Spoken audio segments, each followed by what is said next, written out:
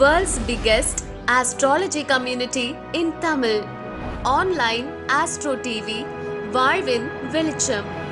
Online astro டிவியை கண்டு மகிழுங்கள். ஆன்லைன் அஸ்ட்ரோ டிவி நேயர்கள் மற்றும் சஸ்டிக் சாஸ்திரா ஜோதிட ஆராய்ச்சி பயிற்சி மையத்தின் மாணவர்கள் அனைவருக்கும் வல்லரசு தினேஷாவுடைய அன்பான வணக்கங்கள். நம்மளுடைய பயிற்சி மையத்தின் சார்பாக ஒவ்வொரு மாதமும் மூன்றாவது நம்ம விடிஆர் ஜாதக ஆராய்ச்சி வகுப்பு நடத்திட்டு இருக்கோம். கிட்டத்தட்ட ஒரு 3 வருடங்களுக்கு மேலாக இந்த வகுப்பு நடத்திட்டு இருக்கோம். இந்த வகுப்பு வந்து பார்த்தீங்கன்னா விடிஆர் ஜாதக ஆராய்ச்சி வகுப்பு 44. இது வந்து 44வது வகுப்பா இந்த தலைப்பில் நடத்திட்டு இருக்கோம். ஸோ அது ஒவ்வொரு மாதமும் ஒரு வித்தியாசமான தலைப்பை எடுத்து அந்த தலைப்பில் அனுபவ ரீதியாக நிறைய ஜாதகங்கள் பார்க்கும்போது நிறைய விதிகள் கிடைக்கும். ஒரு 200% துல்லியமான பலன்கள் கொடுக்கக்கூடிய விதிகள் கிடைக்கும். அந்த விதிகளை இந்த வகுப்புல சொல்லி கொடுத்து மாணவருடைய ஜாதகத்தையே அனுபவமாக எடுத்துக்கொண்டு பயிற்சி கொடுக்கக்கூடிய ஒரு வகுப்பு தான் இந்த விடிஆர் ஜாதக ஆராய்ச்சி வகுப்பு. இந்த வகுப்புல இந்த ஏப்ரல் மாதத்துல நம்ம என்ன மாதிரியான தலைப்புல படிக்க போறோம்னா பாதலட்சுமி யோகம் அப்படிங்கிற தலைப்புல படிக்க போறோம். ஸோ இந்த வார்த்தையை வந்து ஒரு சில இடங்கள்ல யூடியூப்ல நீங்க கேட்டிருப்பீங்க, பாதலட்சுமி யோகம் அப்படின்னு சொல்லி. பாதம் அப்படின்னா நம்மளுடைய கால்னு அர்த்தம், நம்மளுடைய கால் பாதம்னு அர்த்தம். லட்சுமி அப்படின்னா வந்து பொருளாதார கடாட்சம் அப்படின்னு சொல்லலாம். அதாவது நிறைய பேர் சொல்லுவாங்க, அவர் கால் பட்ட இடமெல்லாம் பொன் விளையக்கூடிய பூமியா மாறும்னு சொல்லுவாங்க. அவருடைய கால் பட்டாலே அந்த இடத்துல வந்து லட்சுமி கடாட்சம் வரும்னு சொல்லுவாங்க. நிறைய பேர் சொல்லுவாங்க, நீங்க வீட்டுக்கு வந்துட்டு போனாலே எங்களுக்கு பணப்புழக்கம் இருக்கு, இல்ல நம்ம வீட்டுக்கு யாராவது ஒருத்தர் வந்துட்டு போறாங்கன்னா வந்தாலே ஒரு நல்ல வைப்ரேஷன் இருக்கு, பொருளாதார முன்னேற்றம் ஏற்படுது, வியாபாரம் முடங்கி இருக்கும், அவங்க ஒரு பர்டிகுலர் பர்சன் அந்த இடத்துக்கு போயிட்டு வந்தாலே வியாபாரம் வந்து நல்ல செழிப்பா வர ஆரம்பிச்சிடும். இப்படி பல்வேறு விதமான நன்மைகள் இந்த பாதலட்சுமி யோகத்துல நடக்கும். அப்ப இந்த பாதலட்சுமி யோகத்துல யாரெல்லாம் பிறந்திருக்கீங்களோ அவர்கள் உங்களுடைய வீட்டிற்கும் லட்சுமி கடாட்சம் இருக்கக்கூடிய ஒரு அமைப்பா இருக்கும். நீங்க எங்கெல்லாம் உங்க பாதத்தை வைக்கிறீங்களோ அங்கெல்லாம் வந்து லட்சுமி கடாட்சம் பெருகக்கூடிய அமைப்பா இருக்கும். விற்காத இடத்துல போயிட்டு உங்க பாதத்தை வச்சுட்டு வந்தீங்கன்னா அந்த இடம் சீக்கிரமா விற்கக்கூடிய அமைப்புகள் ஏற்படும். ஸோ அந்த மாதிரி பல்வேறு விதமான நன்மைகளை கொண்டது தான் இந்த பாதலட்சுமி யோகம். ஸோ இந்த பாதலட்சுமி யோகத்தால என்னென்ன மாதிரியான நன்மைகள் கிடைக்கும் அப்படிங்கிறத பத்தியும், அது ஒரு ஜாதகத்துல யாருக்கு அந்த யோகம் இருக்கு அப்படிங்கிறத பத்தியும் நம்ம டீட்டெயிலா இந்த வகுப்புல வந்து படிக்க போறோம். இந்த பாதலட்சுமி யோகத்தை இல்லாதவர்கள் எப்படி ஆக்டிவேட் பண்ணிக்கிறது, பாதலட்சுமி யோகம் உள்ளவங்க இதை எப்படி இன்னும் பலப்படுத்திக்கிறது அப்படிங்கிறத பத்திலாம் இந்த வகுப்புல ரொம்ப டீட்டெயிலா படிக்க போறோம். ஸோ என்ன மாதிரி நன்மைகள் ஏற்படும் அப்படின்னு பார்க்கும்போது லட்சுமி கடாட்சம்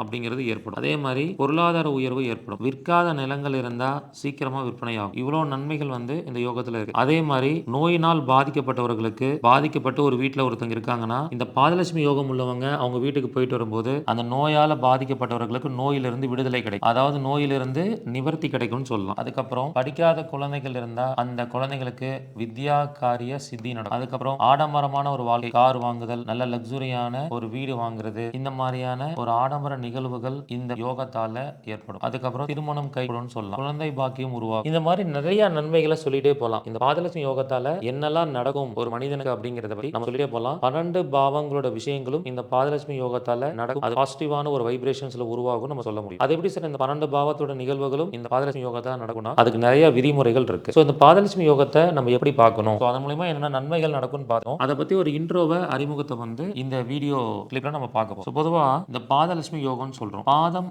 அப்படின்னா நம்ம கிரகத்துல சனின்னு சொல்றோம், பாவத்துல 12ஆம் பாவம். அதே மாதிரி நம்ம வந்து லட்சுமி கடாட்சம் அப்படின்னாலே வருமானத்தை குறிக்கக்கூடிய அமைப்பு. ஸோ லட்சுமி கடாட்சத்துக்கு உண்டான கிரகம் வந்து சுக்கிரன். பாவம் வந்து பாத்தீங்கன்னா 2ஆம் பாவம் மற்றும் 11ஆம் பாவம். ஸோ இதுதான் கான்செப்ட். ஸோ யாருடைய ஜாதகத்துல இந்த காம்பினேஷன்ஸ் இருக்கோ, அதாவது வந்து சனி பகவான் அப்படிங்கிறவர் பாதத்தை குறிக்கிறவர், அப்போ ஒரு ஜாதகத்துல வந்து இதை மல்டிபிள் காம்பினேஷன்ஸா எப்படி வேணாலும் சொல்லலாம். ஸோ ஒரு ஜாதகத்துல சனியும் சுக்கிரனும் சேர்ந்திருந்தா பாதலட்சுமி யோகம். அதே மாதிரி சுக்கிரன் பிளஸ் 12ஆம் பாவத்தோட அதிபதி இவங்க 2 பேரும் சேர்ந்திருந்தாலும் அதை பாதலட்சுமி யோகம் சொல்லலாம். அதே மாதிரி சில லக்னக்காரங்களுக்கு 12ஆம் அதிபதியாவே சுக்கிரன் வருவார். ஸோ ஃபார் எக்ஸாம்பிள் விருச்சக லக்னத்தில் பிறந்தவங்களுக்கும் மிதுன லக்னத்தில் பிறந்தவங்களுக்கும் 12ஆம் அதிபதி சுக்கிரனா வருவார். அப்போ அவங்களுக்கு இயற்கையாகவே பாதலட்சுமி யோகம் இருக்குன்னு சொல்லலாம். அதுக்கப்புறம் 11ஆம் அதிபதி 12ல் இருக்கிறது, அல்லது 12ஆம் அதிபதி 11ல் இருக்கிறது, அதே மாதிரி 2ஆம் அதிபதி 12ல் இருக்கிறது, அல்லது 12ஆம் அதிபதி 2ஆம் இடத்துல இருக்கிறது. ஸோ இந்த மாதிரி நிறைய காம்பினேஷன்ஸ் இருக்குது. ஒரு ஜாதகத்தில் பாதலட்சுமி யோகம் இருக்கா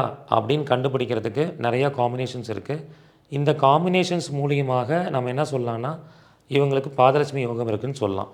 அதே மாதிரி காலபுருஷத்துடைய 12ஆம் வீடு மீனம்.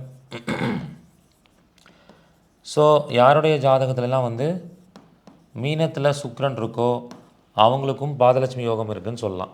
இப்படி நிறையா காம்பினேஷன்ஸ் இருக்குது, இன்னும் நிறையா ரூல்ஸ் இருக்குது, அதெல்லாம் வகுப்பில் சொல்லிக் கொடுப்பேன்.